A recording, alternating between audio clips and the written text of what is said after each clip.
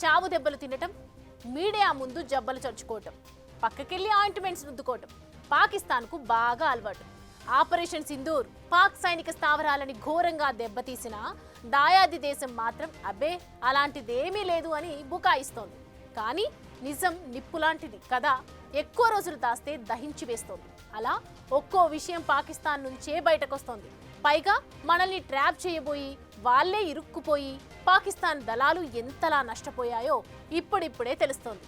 Operation Sindoor పాక్ని ఏ స్థాయిలో దెబ్బ కొట్టిందో తెలిస్తే ఆశ్చర్యపోవటం ఖాయం.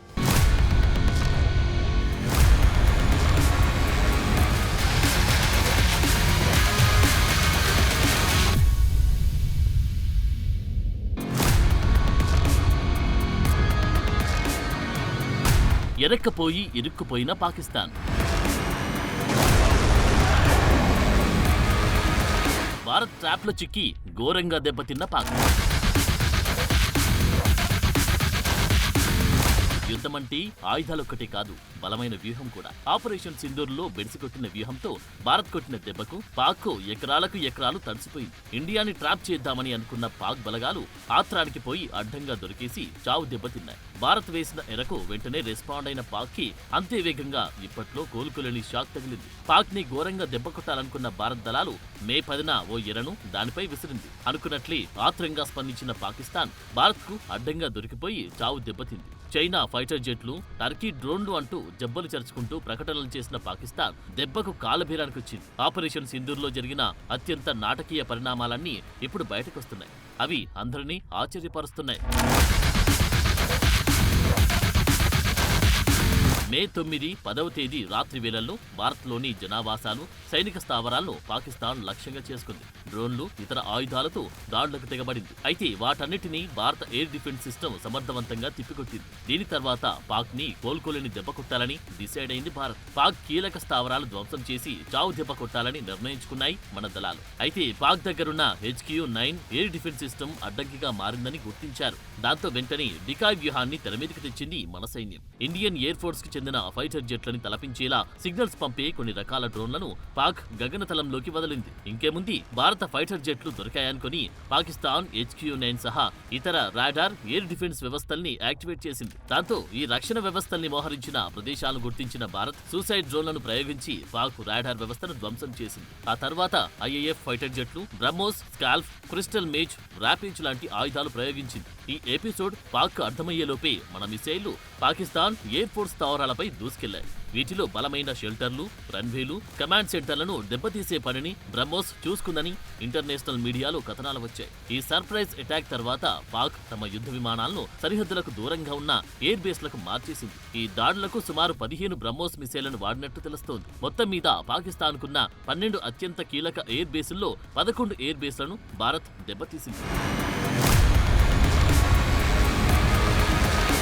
ముందుగా ఈ తరహా సర్ప్రైజ్ అటాక్ పాక్ కూడా ప్లాన్ చేసింది. కానీ పాక్ బలగాల కంటే ముందే భారత్ అదే తరహాలో అటాక్ చేసి పాక్ ని సర్ప్రైజ్ చేసింది. పాక్ వ్యూహం ఏంటంటే నాగోర్నో కారోబాక్ యుద్ధ సమయంలో అజర్బైజాన్ కూడా సోవియట్ కాలం నాటి AN-2 యుద్ధ విమానాలను డ్రోన్లుగా మార్చింది. ఆ తర్వాత ఆర్మేనియాపై ప్రయోగించింది. దాని ఎయిర్ డిఫెన్స్ సిస్టమ్లు వాటిని కూల్చాయి. ఈ సమయంలో అజర్బైజాన్ దళాలు ఆ గగనతల రక్షణ వ్యవస్థ స్థావరాలు గుర్తించి వాటిపై దాడి చేశాయి. దాంతో ఆర్మేనియాకు ఎయిర్ డిఫెన్స్ లేకుండా పోయింది. దాంతో అజర్బైజాన్ విస్తృతమైన డ్రోన్ దాడులతో విరుచుకుపడింది, విజయం సాధించింది. అచ్చం ఇలాంటి అటాక్ టర్కీ వ్యూహరచన చేసింది. పాకిస్తాన్ కు కూడా అదే విధంగా భారత్ పై అటాక్ చేద్దామని చూసింది. మే 6, 7 తేదీల్లో భారత్ పైకి వందల కొద్ది టర్కీ డ్రోన్లను పంపింది. భారత్ లో ఎయిర్ డిఫెన్స్ సిస్టమ్లను గుర్తించేందుకు ప్రయత్నించింది. కానీ మన ఎయిర్ డిఫెన్స్ సిస్టమ్లు వాటిని కుప్పకొల్చి పాక్ వ్యూహాన్ని చిత్తు చేశాయి. వెంటనే భారత్ అదే వ్యూహాన్ని కాస్త మార్చి మే 10న పాక్ పై డ్రోన్లను పంపి ఆ దేశం గగనతల రక్షణ వ్యవస్థలను కూల్చివేసింది. దాంతో పాక్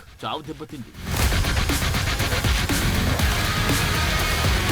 పాక్ షాక్ ఇచ్చిన ఆయుధాల్లో బ్రహ్మోస్, స్కాల్ప్ మిసైల్ మాత్రమే కాదు, ఇజ్రాయెల్ కు చెందిన క్రిస్టల్ మేజ్, ర్యాపేజ్ కూడా పాక్ స్థావరాల్లో విధ్వంసం సృష్టించాయి. ఇవి ఎయిర్ టు సర్ఫేస్ టార్గెట్లను ఛేదించే మిసైల్. ప్రస్తుతానికి Bharat crystal maze 1 raptor, crystal maze 2 rocks వేరియంట్లని వినియోగిస్తుంది. అయితే ఆపరేషన్ సింధూర్ లో ఖచ్చితంగా వేటిని వాడారన్న దానిపై సమాచారం లేదు. కానీ వీటి రేంజ్ మాత్రం 100 నుంచి 250 కిలోమీటర్ల మధ్యలో ఉంటుంది. 1000 కిలోల బరువుండే ఈ మిసైళ్లు 80 కిలోల పేలుడు పదార్థాలు తీసుకెళ్లగలదు. సుకోయ్ లాంటి ఫైటర్ జెట్లు ఈ మిసైళ్లని ఫైర్ చేయగలవు. కదిలే టార్గెట్లను కూడా ఇవి చాలా ఖచ్చితత్వంతో ధ్వంసం చేయగలవు. ఇక ర్యాంపేజ్ ని ఇజ్రాయెల్ కి చెందిన ఎల్బిట్ సిస్టమ్స్ తయారు చేసింది. ఇది super sonic long range air to ground missile. High value టార్గెట్లను ధ్వంసం చేయడం కోసం దీన్ని తయారు చేశారు. సుకోయ్ MiG-29 యుద్ధ విమానాలు వీటిని ప్రయోగించగలవు. భారత రక్షణ శాఖ వీటిని గతేడాది కొనుగోలు చేసింది. ఇవి స్పైస్ 2000 బాంబుల కంటే ఎక్కువ రేంజ్ ని కలిగి ఉన్నాయి. వీటిని మన దేశంలోనే తయారు చేయాలని ఇండియన్ ఎయిర్ ఫోర్స్ భావిస్తోంది.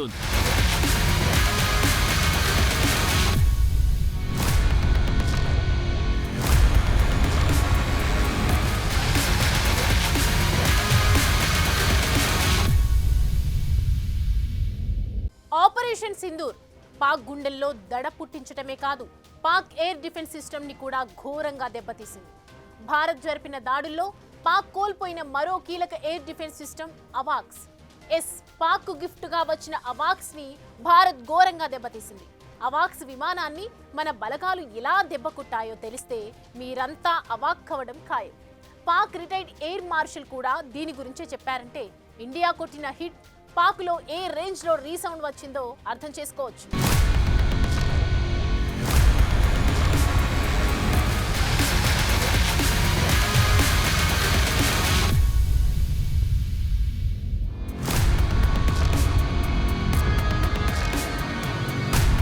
వారంటే ఆఫెన్స్ ఒక్కటే కాదు, డిఫెన్స్ కూడా అని పాకిస్తాన్ కు ఇప్పుడిప్పుడే అర్థమవుతోంది. Pakistan air defence systems, radar systems ని భారత్ తెలివిగా ధ్వంసం చేశాక పాక్ కు తాము కోల్పోయిందేంటో బాగా తెలిసొస్తోంది. భోలారిలోని పాక్ ఎయిర్ బేస్ పై భారత్ జరిపిన దాడుల్లో పాకిస్తాన్ గిఫ్ట్ గా పొందిన అవాక్స్ విమానాన్ని కోల్పోయింది. మే 9, 10వ తేదీ మధ్య రాత్రి 11 సైనిక స్థావరాలపై చేసిన మిసైల్ స్ట్రైక్స్ లో పాక్ తన air Born warning and control system ఘోరంగా దెబ్బతింది. ఇది చెప్పిందెవరూ కాదు, పాకిస్తాన్ ఎయిర్ ఫోర్స్ లో ఎయిర్ మార్షల్ గా పనిచేసి రిటైర్డ్ అయిన మసూద్ అఖ్తర్. ఓ ఇంటర్వ్యూలో పాక్ అవాక్స్ విమానాన్ని భారత్ ఎలా డ్యామేజ్ చేసిందో చెప్పాక అంతా అవాక్కయ్యారు. కరాచీకి దగ్గరలో ఉన్న పోలారి వైమానిక స్థావరంపై భారత్ దాడి చేసిందని, దాంతో తీవ్ర నష్టం సంభవించిందని భారత అధికారులు మాక్సర్ టెక్నాలజీస్ రిలీజ్ చేసిన శాటిలైట్ ఫోటోలు నిరూపించాయి. ఇప్పుడు రిటైర్డ్ ఎయిర్ మార్షల్ చేసిన వ్యాఖ్యలు కూడా వీటికి మరింత బలం చేకూరుస్తున్నాయి.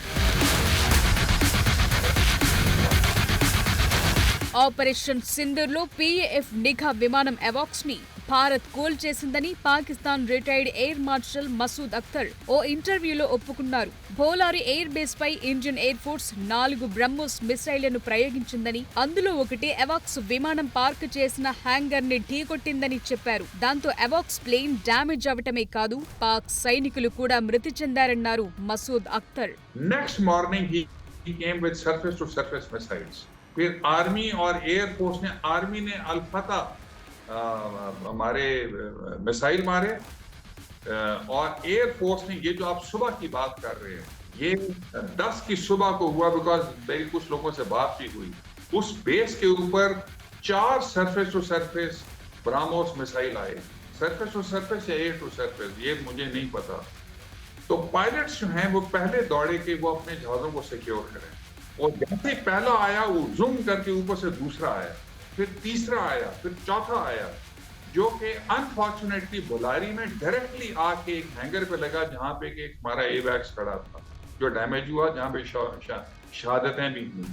భారత్ వరుసగా బ్రహ్మోస్ మిసైల్స్ ని ప్రయోగిస్తుంటే పాక్ పైలట్లు తమ ఎయిర్ ఫోర్స్ కి చెందిన విమానాలను సేఫ్ గా ఉంచేందుకు పరుగులు తీశారు. కానీ బ్రహ్మోస్ మిసైల్స్ ఒకదాని వెంట ఒకటి వస్తూనే ఉన్నాయి. అలా 4వ మిసైల్ అవాక్స్ విమానాన్ని నిలిపి ఉంచిన హ్యాంగర్ ని నేరుగా ఢీకొట్టింది. దాంతో అది ధ్వంసమైందని చెప్తున్నారు. కానీ పాక్ ప్రభుత్వం మాత్రం దీని ఊసే ఎత్తలేదు. ఇప్పుడిప్పుడే భారత దాడుల్లో పాకిస్తాన్ ఏమేం కోల్పోయిందో ఒక్కొక్కటిగా బయటకొస్తున్నాయి. మరోవైపు భోలారి ఎయిర్ బేస్ పాకిస్తాన్ లో సరికొత్తది. దీన్ని 2017లోనే ప్రారంభించారు. పాక్ లో ఉన్న కీలక స్థావరాల్లో ఇది ఒకటి. ఇక్కడే 2020లో చైనాతో కలిసి షాహీన్ 9 అనే వైమానిక విన్యాసాలను కూడా పాక్ నిర్వహించింది. అలాంటి ఎయిర్ బేస్ పై దాడి చేసి ధ్వంసం చేశాయి మన బలగాలు. ఇందులోనే రాడార్ సిస్టమ్ ఉన్న అవాక్స్ విమానంతో పాటు JF-17 thunder, F-16 fighting Falcon యుద్ధ విమానాలు కూడా ఉన్నాయి. పాకిస్తాన్ ఎయిర్ ఫోర్స్ లో గగనతల రక్షణ నెట్వర్క్ నెట్వర్క్ లో కీలకంగా ఉన్న అవాక్స్ విమానం ధ్వంసం కావటం అనేది పాక్కు చాలా పెద్ద దెబ్బ అని నిపుణులు చెప్తున్నారు.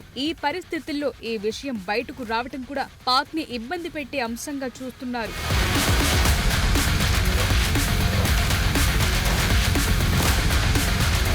అవాక్స్ ఓ mobile long range radar command centre. ఇది ఆకాశంలో నిఘా కార్యకలాపాలు నిర్వహిస్తుంది. ఇందులోని రాడార్ సిస్టమ్ గాలిలోని విమానాలు, డ్రోన్లు, మిసైళ్లు, ఇతర వస్తువులను గుర్తిస్తుంది. ఇది శత్రు విమానాలతో పాటు మిత్ర విమానాలను కూడా వేరు చేసి చూపగలదు. ఇది దాడులను సమన్వయం చేసేలా సైనిక దళాలకు రియల్ టైం సమాచారాన్ని అందిస్తుంది, గందరగోళాన్ని నివారిస్తుంది. అవాక్స్ రాడార్ 100 కిలోమీటర్ల పరిధిలో ఆకాశం, భూమిపై ఉన్న టార్గెట్లను గుర్తిస్తుంది. ఇది సైనిక ఆపరేషన్లకు ముందుగానే హెచ్చరికలను పంపుతుంది. అలా ఎయిర్ డిఫెన్స్ లో కీలకంగా ఉండే పాక్ అవాక్స్ విమానాన్ని భారత దళాలు ధ్వంసం చేశాయి.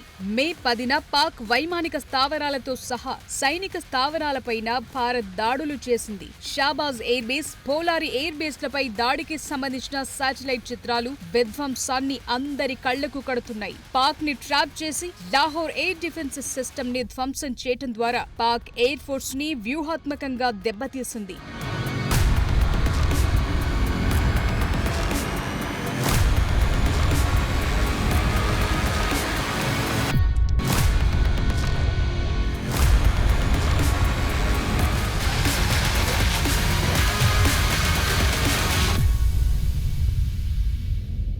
పాములు పట్టేవాడు పాము కాటుకే పోయినట్లు పాక్ కూడా తన వ్యూహానికి తానే బలైంది. భారత్పై అమలు చేద్దామనుకున్న వ్యూహాత్మక దాడిని భారత్ తిప్పికొట్టడంతో పాటు తిరిగి అదే వ్యూహాన్ని పాక్పై ప్రయోగించేసరికి దాయాది దేశానికి దిమ్మ తిరిగిపోయింది. ఫలితంగా ఊహించని నష్టాన్ని చూసింది. For more videos like this, subscribe Big TV channel.